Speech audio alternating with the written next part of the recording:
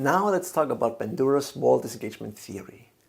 This might be one of my favorite topics since I also spent a few years on it, writing and publishing my dissertation, and by a few years I mean, 6, 7 years or so.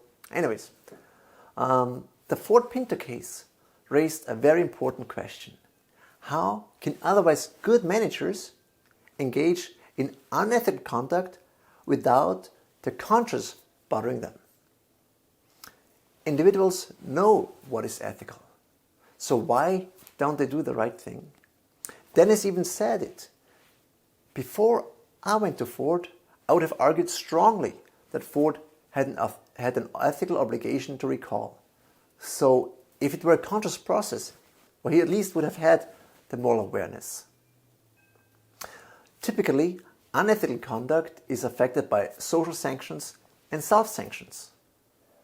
Social sanctions could be a lost friend if you lied to him or her, or a traffic ticket if you get caught speeding. But social sanctions can be avoided. For example, by making sure that you're a good liar, or only speed when others do it too. Please note that I do not encourage any of these actions. In addition, one can do a cost-benefit analysis. What is the benefit and punishment of lying or speeding? What is the probability of getting caught? What are the sanctions? If I'm okay with the punishment, why not speed? Self-sanctions, on the other hand, are a bit more tricky. Moral agency theory argues that we should experience shame or guilt when we engage in actions that violate our own moral standards. And sometimes we do, but oftentimes we don't. And that's where moral disengagement comes into play. Moral disengagement is the process of convincing yourself that your ethical standards do not apply in a particular situation. Moral disengagement does not make the act more ethical or unethical.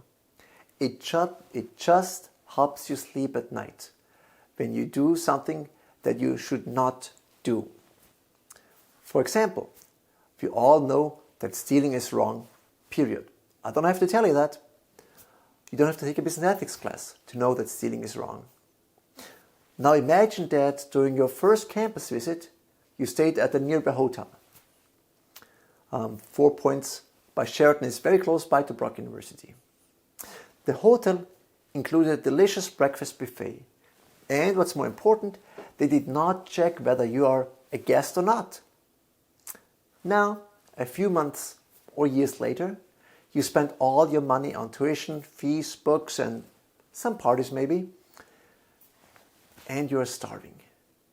So the question is it okay to go back to the hotel in the morning, ride the elevator up, stay a few minutes at a random floor, take the elevator back down, and sneak into the breakfast lounge and have a decent meal again?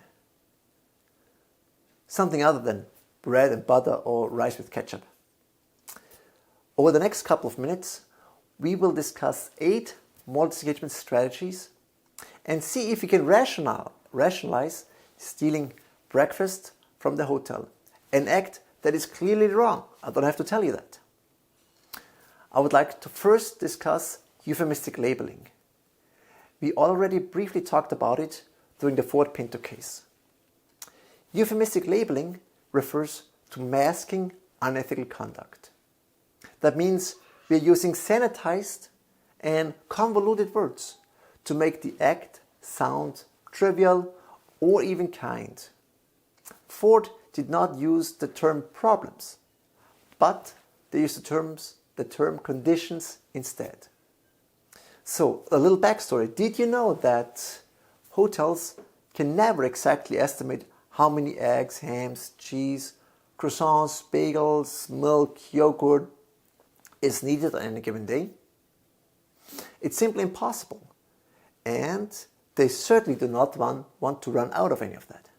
So, consequently, a big percentage of the food at buffets is thrown out because they have to make more than is needed.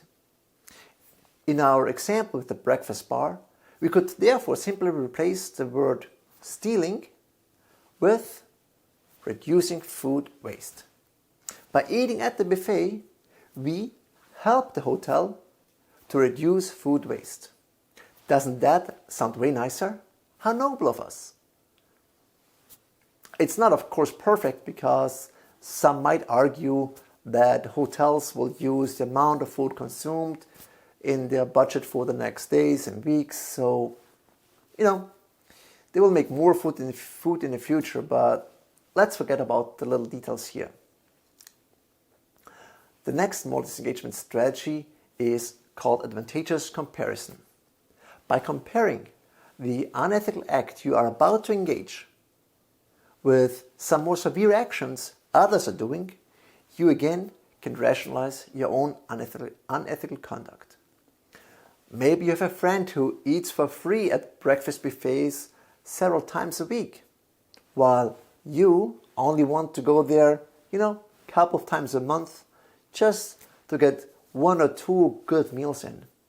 So compared to your friend, you are not bad at all. He's really bad compared to him. You're just helping the hotel to reduce food waste. If you don't have any unethical friends, you can always blame the world. Compared to all the evil things that are going on in the world right now, eating a couple of free meals is nothing to worry about. Next, you could simply disregard or distort the consequences. How wrong can stealing food be if nobody will miss the food that you stole? This, of course, requires a utilitarian perspective, which most people can live with.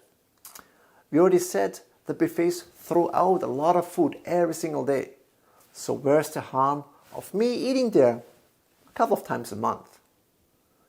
There are no negative consequences I can think of. Well, besides the flawed budget and maybe a few other things. But let's stick with we distort the consequences. So we just ignore them or distort them. The next strategy is displacement of responsibility, which is extremely powerful. Displacement of responsibility allows individuals to shift their responsibility to someone else, specifically when someone with authority authorizes or demands an action. It is often used in organizations since actions are often requested by executives or managers. In the Ford Pinto case, there was certainly social pressure by the company as a whole to release the car. And Dennis's boss might have demanded the release too, since the numbers were in favor of it. In a breakfast buffet case, I don't know, that's a little bit tricky. Maybe a group of friends engages in such frivolous acts on a regular basis, and if they tell you to come with them, you may feel social pressure to join them. Maybe your significant other tells you to do it, to join her or him. What choice do you have? The Milgram experiment studied obedience to authority, which builds on the idea of displacement of responsibility. Specifically, Milgram studied how far people would go in obeying an instruction if it involved harming other people. You may know that the standard power outlet in North America has 110 volts. In Milgram's experiment, all participants gave dangerous shocks of 300 volts to other individuals. So it's almost 3 times the voltage that you receive from a regular plug when you put 2 needles in it. But what is really scary is that 65% of the participants went all the way up to 450 volts. A shock that was clearly labeled as deadly. They knew that they could potentially kill the other individual. But just because a person in a lab coat told them to shock, they did it. While displacement of responsibility puts the responsibility to someone with authority or power, there's explicit or felt pressure to engage in the act. Diffusion of responsibility attributes the harm to the behavior of a group Everybody does it. In the Ford Pinto case, we heard that a comparison of the Pinto's survivability in rear-end accidents with other cars revealed that the Pinto was merely the worst of a bad lot. So all small cars had similar problems. If all car manufacturers are releasing cars that are dangerous, why should Ford not do it? If everybody does it, it's okay again. For displacement of responsibility, someone with authority, the group or your significant other, had to ask or tell you to join them. Diffusion of responsibility does not require that. If others are doing it, it must be okay. So if you observe others sneaking in and eating at the buffet for free, you can simply justify it to yourself too. If everybody does it and they don't get caught, why shouldn't I do it? The next moral disengagement theory is called dehumanization. As the name hints, it requires to strip the victim of the act of human qualities. An extreme form of dehumanization was done by the Nazis, who declared Jews part of a subhuman race, which then made it easier to justify horrible and inhumane actions. With regards to our breakfast buffet, we are only harming an organization, if at all, and certainly not any humans.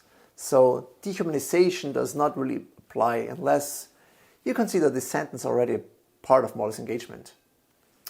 So we only have 2 more moral disengagement strategies to go, so bear with me please. If you can somehow blame the victim that he or she provoked the action, you may see yourself as a faultless victim and may even feel self-righteous.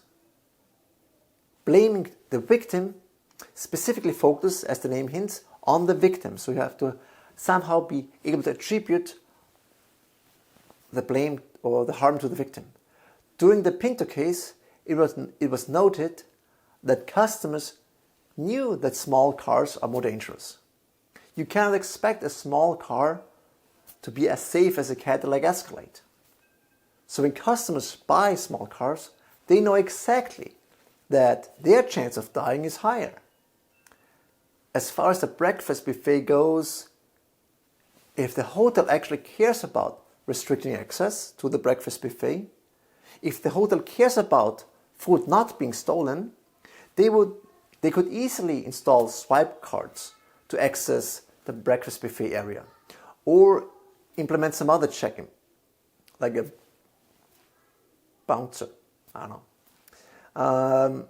But since they obviously don't care, it's their fault that I can take advantage of it. And of course reduce their food waste. The final strategy is called moral justification. Bandura actually discusses it at the beginning, but I think it's easier to discuss it once you have a solid understanding of the other moral disengagement strategies. Moral justification is sort of an umbrella strategy, a catch-everything strategy. When you make unethical conduct personally or socially acceptable, you engage in moral justification. This could be done through euphemistic labeling, advantageous comparison, or another strategy. So many moral disengagement strategies are also moral justifications, but they don't have to be. As long as an individual is able to make unethical conduct personally or socially acceptable, in whatever way, he or she engages in moral justification.